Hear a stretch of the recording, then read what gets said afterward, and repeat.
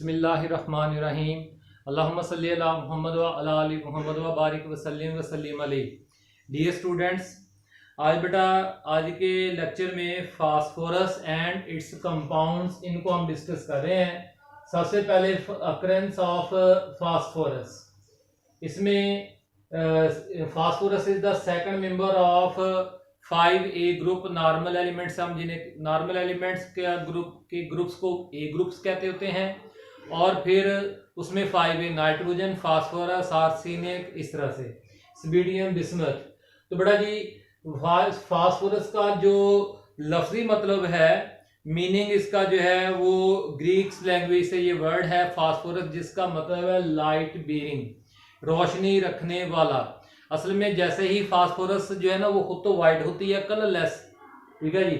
तो उसमें उसके जैसे ही वो हवा में मौजूद नमी या पानी के साथ, लिक्विड वाटर के साथ जब वो रिएक्ट करती है, तो उसमें उसको ना उसमें क्या हो जाता है, रिएक्शन होता है बड़ा फास्ट, और उससे वो हाईली एक्सोथर्मिक होता है, धुआं निकलता है नमी के साथ रिएक्ट करते हुए, या फिर उसको आग लग जाती है और वो शोला पैदा करती है, तो रोशनी निकलती है।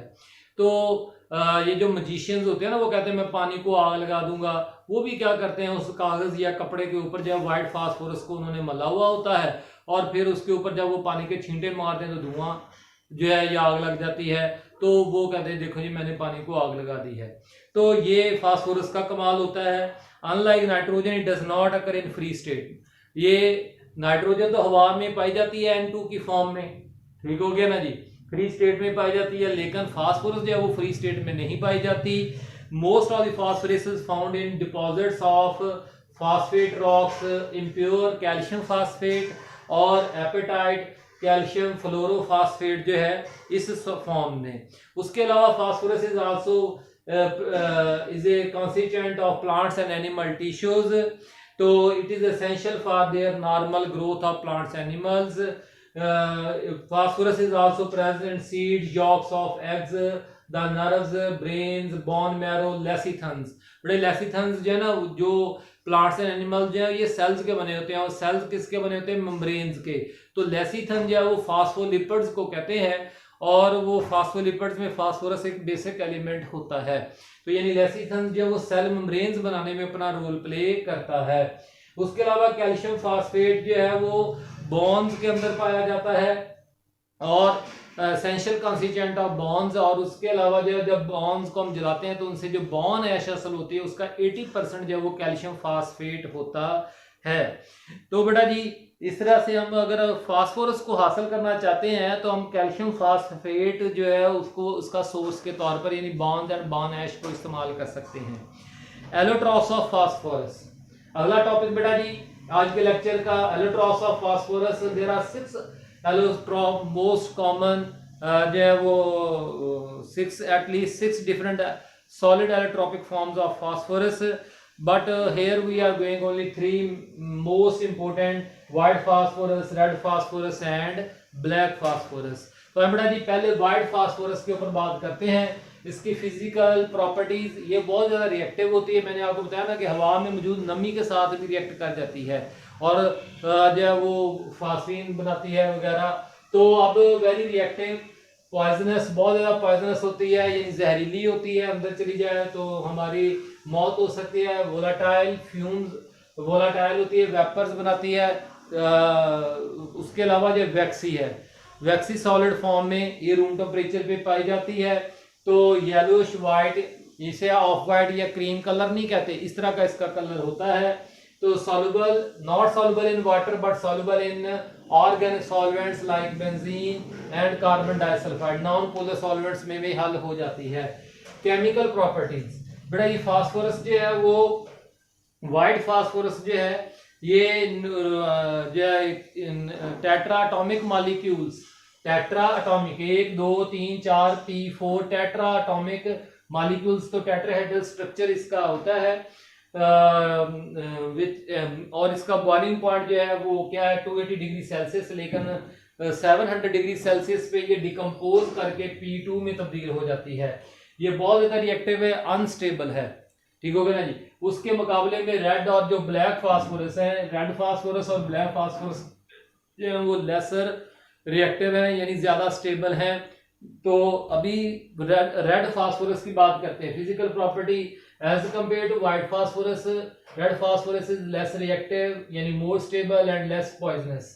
केमिकल प्रॉपर्टीज, तो केमिकल प्रॉपर्टीज में पहले इसकी प्रिपरेशन है। Red phosphorus is prepared by heating white phosphorus. तो व्हाइट फास्फोरस को मेल्ट कर लेना है, मेल्ट करके जो है वो in the presence of iodine या सल्फर कैटलिस्ट की मौजूदगी में जो है 250 degree Celsius and low pressure यानी वैक्यूम पे जो है ये पॉलीमराइज कर जाएगी। NP4 के मॉलिक्यूल जो है वो आपस में लिंक कर जाएंगे। ये बॉन्ड आपको नजर आ रहा है ना, इस बॉन्ड के जरिए से ये आपस में लिंक करते जाएंगे। आप अपनी बुक में फिगर 4.4 को भी देख सकते हैं। तो इस तरह से जो है वो फिर व्हाइट फास्फोरस जो है वो किस में तब्दील हो जाएगी, रेड फास्फोरस में तब्दील हो जाएगी जी। Tetra atomic molecule red phosphorus combines to form macro molecules, जैसे जाइंट डायमंड्स के होते हैं। तो ब्लैक फास्फोरस की बारी आ गई। प्रॉपर्टीज जो है ये उन दोनों रेड और व्हाइट के मुकाबले में ज्यादा स्टेबल होती है, यानी लेस रिएक्टिव होती है। और इसको प्रिपेयर कैसे किया जाता है कि अगर आप रेड फास्फोरस को हीट करेंगे तो रेड फास्फोरस को हीट करने से और ज्यादा जो है वो हमें क्या मिलेगी, जो है वो ब्लैक फास्फोरस मिलेगी। तो at high temperature and pressure पे हमने हीट करना है। तो बेटा जी आखिरी टॉपिक आज के लेक्चर का फास्फोरस ट्राइक्लोराइड PCl3। अब हमने क्या शुरू कर दिए, कंपाउंड्स। क्या शुरू कर दिए हैं, कंपाउंड्स ऑफ फास्फोरस। तो पहला सिर्फ आज एक कंपाउंड करेंगे, अगले लेक्चर में बाकी होंगे। तो फास्फोरस ट्राइक्लोराइड, तो पहले बेटा इसकी प्रिपरेशन जो है डायरेक्ट मेथड देखिए। फास्फोरस ट्राइक्लोराइड में दो एलिमेंट्स पाए जा रहे हैं, फास्फोरस और क्लोरीन। तो फास्फोरस और क्लोरीन को डायरेक्टली भी आप रिएक्ट करके ये हासिल कर सकते हैं। इसका प्रोसीजर आपकी किताब में कुछ इस तरह से लिखा हुआ है। It is usually bye preparing melting white phosphorus in retort furnace. Retort का मतलब क्या है, furnace Bhatti. In an inert atmosphere, ऐसा एटमॉस्फेयर जिसमें ऑक्सीजन मौजूद ना हो, जिसमें ऑक्सीजन मौजूद ना हो, ठीक है जी। तो वो इनर्ट किसका ले लिया गया, कार्बन डाइऑक्साइड का। तो एंड करंट्स ऑफ लहरें, streams of dried chlorine is passed over it. White phosphorus जो मेल्टेड फॉर्म में उसके ऊपर आपने क्लोरीन को गुजारना है। तो डायरेक्ट रिएक्शन से जो है वो क्या होगा, vapours of PCl3 are formed which are collected in flask kept in an ice bath. एक फ्लास्क में इकट्ठे कर लेंगे। उस फ्लास्क को किस में रखना है, आइस बाथ में, क्योंकि वहां पे क्लोरीन के मॉलिक्यूलों के साथ वो आगे PCl5 में तब्दील हो सकती है। हम रिएक्शन को लो टेम्परेचर पर जाके स्टॉप करवा देते हैं। अच्छा जी, तो बड़े जी रिएक्शन की केमिस्ट्री प्रोसीजर के बाद केमिकल इक्वेशन 2 फास्फोरस, ये व्हाइट फास्फोरस है, 3Cl2 2PCl3 from thionyl chloride. Thionyl chloride से भी इसको तैयार किया जा सकता है। इसमें भी हमने व्हाइट फास्फोरस को जो है वो क्या करना है, रिएक्ट करवाना है थायोनाइल क्लोराइड के साथ। थायोनाइल क्लोराइड रूम टेम्परेचर पे लिक्विड होता है, ठीक हो गया ना जी। और फास्फोरस तो उसमें जैसे हम व्हाइट फास्फोरस डालेंगे तो उसके नतीजे में PCl3 का लिक्विड बनेगा, सल्फर डाइऑक्साइड गैस बनेगी, और साथ जो है वो थायोनाइल क्लोराइड जो है वो सॉलिड स्टेट में बनेगा। तो जो हमारा लिक्विड स्टेट में PCl3 है उसको हम कलेक्ट अलहदा कर लेंगे। अब आगे इसकी प्रॉपर्टीज, कलरलेस है, colourless fuming liquid, room temperature पे कलरलेस फ्यूमिंग लिक्विड है PCl3। दो प्रॉपर्टीज हो गई, एक कलरलेस और दूसरा उसका लिक्विड होना। तीसरा बॉइलिंग पॉइंट 76 डिग्री और फ्रीजिंग पॉइंट जो -112 डिग्री सेल्सियस इसका बेटा जी फ्रीजिंग पॉइंट है। तो केमिकल रिएक्शंस, तो केमिकल रिएक्शंस में बेटा जी केमिकल रिएक्शंस में जो है PCl3 जो है उसका पहले क्लोरीन के साथ रिएक्शन, तो PCl3 जो है वो क्लोरीन के साथ रिएक्ट करके फास्फोरस पेंटाक्लोराइड में तब्दील हो जाता है।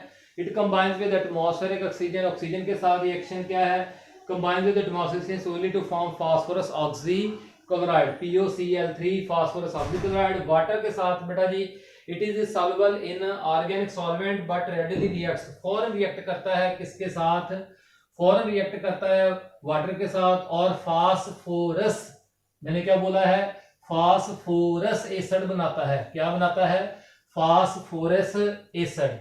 और साथ HCl जो है, तो फास्फोरस से उसके बाद बेटा जी इसके जो है वो फोर्थ रिएक्शंस जो है, reactions with organic compounds. Number 4 पे with organic compounds, organic compounds के साथ रिएक्शंस। तो देखिए कि जो है it also reacts with alcohols, alcohols के साथ रिएक्ट करता हुआ ये मीथेनॉल है। क्या है ये? मीथेनॉल स्प्रिट जिसे हम कहते हैं। तो उसके साथ PCl3 रिएक्ट करता है, तो उसके नतीजे में 3CH3Cl plus H3PO3 phosphorus acid बन गया है। ठीक हो गया नहीं? ये याद रखिएगा, फास्फोरस एसिड। तो ये बड़ा जी जो है ना मिथाइल क्लोराइड, इसे हम क्या बोलते हैं? Methyl chloride. तो अल्काल हैलाइड्स में आ जाता है। इसी तरह से कार्बोक्सिलिक एसिड्स के साथ जब ये रिएक्ट करता है, ये कार्बोक्सिलिक एसिड को मैं खोल के लिख रहा हूं ताकि आपको आसानी से समझ में आए। तो बेटा जी क्या हो जाता है? 3CH3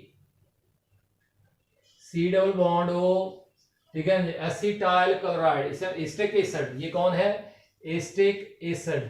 तो एस्टिक एसिड के साथ ये एसिटाइल क्लोराइड बनाता है, एसिटाइल क्लोराइड। साथ वही फिर एक दफा जो है क्या हो जाएगा? Phosphorus acid H3PO3। तो इस तरह से। तो ये बड़ा जी आज का आपका लेक्चर है। कोई भी सवाल हो व्हाट्सएप पूछें। अल्लाह ताला हम सबका हमें नासर हो। आमीन। शुक्रिया।